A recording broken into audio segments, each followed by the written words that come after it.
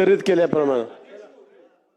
अध्यक्ष महोदय, बसा बसा बसा बसा बसा, पुकारले आम्हाला बोलू द्या ना. अध्यक्ष महोदय, मी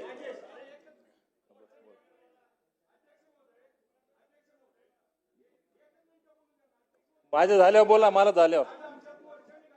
अध्यक्ष महोदय, मी एका फार गंभीर विषयावर आज आपलं लक्ष या ठिकाणी वेधू इच्छितोय. परभणी जिल्हा मध्यवर्ती बँकेच्या वतीने या ठिकाणी फार मोठ्या प्रमाणामध्ये गैरव्यवहार करण्याचा प्रकार मागच्या अनेक वर्षापासून चालू आहे. त्यातल्या काही प्रमुख मुद्द्यांवर मी या ठिकाणी आपलं लक्ष वेधू इच्छितो. अध्यक्ष महोदय, परभणी जिल्हा मध्यवर्ती सहकारी बँकेमध्ये एक मोठ्या प्रमाणामध्ये गैरव्यवहार चालू आहे, ज्यामध्ये अनुकंपा भरती ही मोठ्या प्रमाणामध्ये चालू आहे. अध्यक्ष महोदय, या भरतीच्या माध्यमातून जवळपास आतापर्यंत 50च्या वर मुलांना त्या ठिकाणी अनुकंपाची नोकरी देण्याचा निर्णय मध्यवर्ती बँकेनं त्या ठिकाणी घेतलेला आहे. अनुकंपाची व्याख्या अध्यक्ष महोदय काय आहे की एखादा कर्मचारी सेवेमध्ये असताना त्याचा दुर्दैवी मृत्यू झाल्याच्या नंतर त्याच्या वारसाला त्या ठिकाणी नोकरी देण्यात यावी, अशा पद्धतीचा अनुकंपाचा धोरण आहे. परंतु आमच्या बँकेमध्ये अध्यक्ष महोदय सर्रासपणे एखादा कर्मचारी अनफिट झाला किंवा त्याला अनफिट दाखवलं गेलं, सिव्हिल सर्जनकडे जायचं, त्याच्याकडनं अनफिट प्रमाणपत्र मिळवायचं आणि त्याच्यानंतर त्याला सेवेमध्ये असमर्थ आहे अशा पद्धतीची धारणा धरायची आणि त्याच्यानंतर त्याच्या मुलाला किंवा त्याच्या वारसाला नोकरीत घ्यायचं, लाखो रुपयाचा व्यवहार त्या ठिकाणी करायचा. अशा पद्धतीची भरती मागच्या अनेक वर्षापासून जिल्हा मध्यवर्ती बँकेमध्ये चालू आहे. अनेकदा मी संचालक असल्या कारणानं अनेकदा आक्षेप घेण्याचा प्रयत्न केला, परंतु त्या ठिकाणी जिल्हा मध्यवर्ती बँकेच्या संचालक मंडळामध्ये कसल्याही प्रकारचं आमचा आक्षेप नोंदवून घेतला नाही.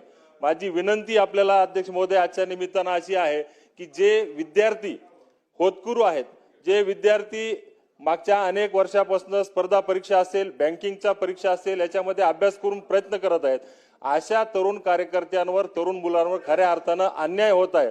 माझी विनंती आहे आपल्या माध्यमातून सहकार मंत्र्यांना, सहकार विभागाला की अशा पद्धतीची झालेली अनागोंदी भरती, गैरव्यवहार हे आपल्या माध्यमातून त्या ठिकाणी हे रद्द करावा.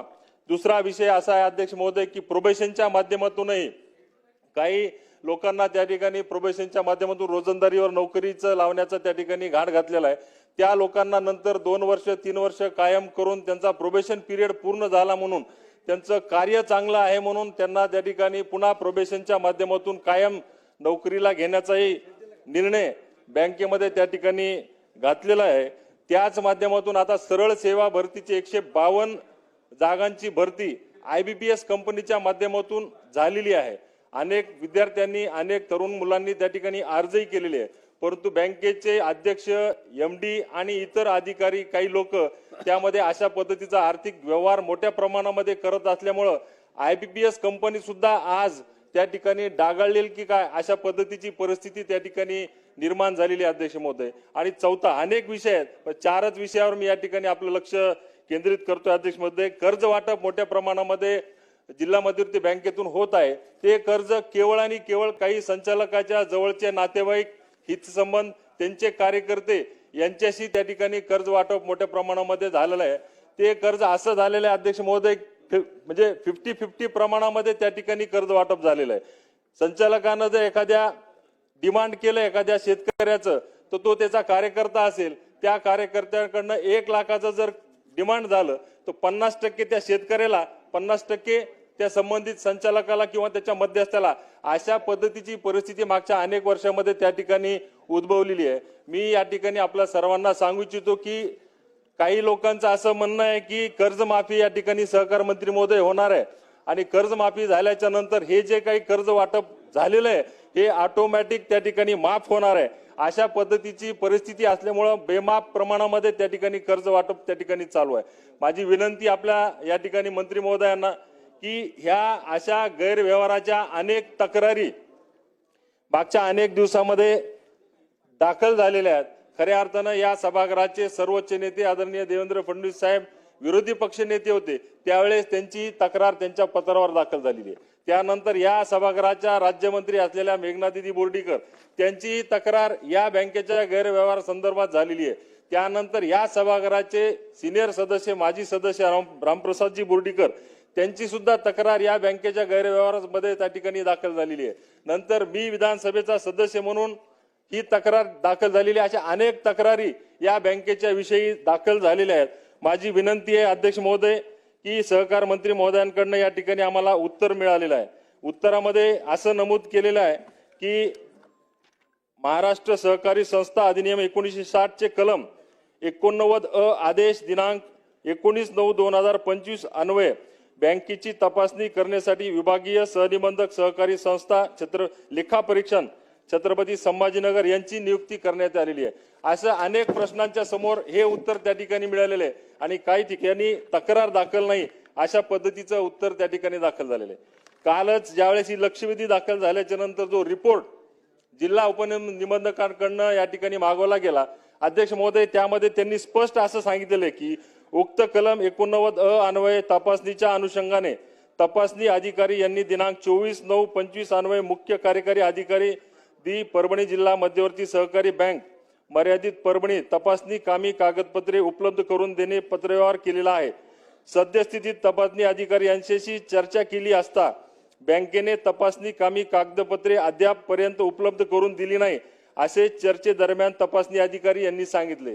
माझं विनंती आहे सहकार मंत्री महोदयांना की अशा पद्धतीचे मुजोर अधिकारी असतील अनेक वर्षांना जर तक्रारी दाखल करत असतील आणि त्याचा त्या ठिकाणी खुलासा करत नसतील, तक्रारीचं निवारण करत नसतील, तर माझी विनंती आहे की प्रश्न आपल्याकडे आहे की अनुकंप नोकर भरती असेल, प्रोबेशन नोकर भरती असेल, बेकायदेशीर कर्ज वाटप असेल किंवा अन्य ज्या काही बाबी आम्ही या लक्षवेधीच्या माध्यमातून आपल्याकडे मांडलेल्या आहेत त्यामध्ये आपण किती दिवसामध्ये हा निर्णय घेणार चौकशीचा, चौकशी समिती कोणाच्या माध्यमातून आपण त्या ठिकाणी करणार आणि या सर्व तक्रार देऊनही चौकशीला दिरंगाई करणाऱ्या विभागीय सहनिबंधक असतील, जिल्हा उपनिबंधक असतील किंवा इतर अधिकारी असतील यांच्यावर कुठली कठोर कारवाई आपल्या माध्यमातून त्या ठिकाणी केली जाईल आणि किती दिवसामध्ये ती केली जाईल हे आपण सभागृहाला या ठिकाणी अवगत करावे ही नम्र विनंती करतो. अध्यक्ष महोदय धन्यवाद.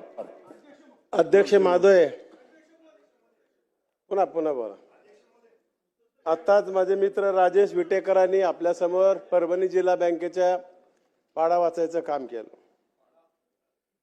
2022 मध्ये या बँकेला 152 पदाची भरतीसाठी मान्यता दिली. मग अशा अनेक तक्रारी येत होत्या. त्याचबरोबर तक्रारी येत असताना आपण एक पॅनल बोर्ड केलं होतं की या संस्थेकडूनच या लोकांची भरती करावी.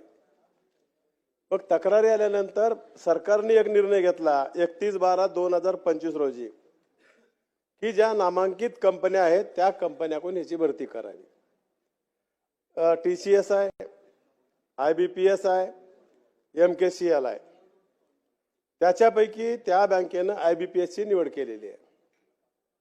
IBPS म्हणजे लॉंग फॉर्म सांगायची गरज नाही. तर आता त्यांनी जाहिरात दिल्यानंतर 10,000 लोकांनी सुधीर भाऊ अर्ज केलेले आहेत. पहिला मुद्दा त्यांनी एक आक्षेप घेतलाय की IBPS कंपनीवरच आमचा संशय आहे. अध्यक्ष महाराज, तो शब्द वगळण्यासाठी मला आपल्याला विनंती करायची आहे. अगोदर तर याची आता जाहिरात निघाली आहे आणि त्या कंपनीवर तुम्ही आता जर आक्षेप घेत असताल, मला बोलू द्या ना, आता रेकॉर्डवर आहे, ते जर असलं तर काढून टाका, एवढंच मला म्हणायचं. दुसरा विषय त्यांनी सांगितला की अनुकंपाच्या संदर्भात. बरोबर आहे, अनुकंपाच्या नावाखाली अशा प्रकारचं काही खोटे नाटक झालं ह्याची माहिती आम्हाला भेटलेली आहे. अनुकंपाच्या भरतीमध्ये करत असताना कर्मचारी त्या संस्थेतला ड्युटीवर असताना जर वारला तर त्याच्या नातेवाईकाला, मुलीला, मुलाला, नाताला घेता येते.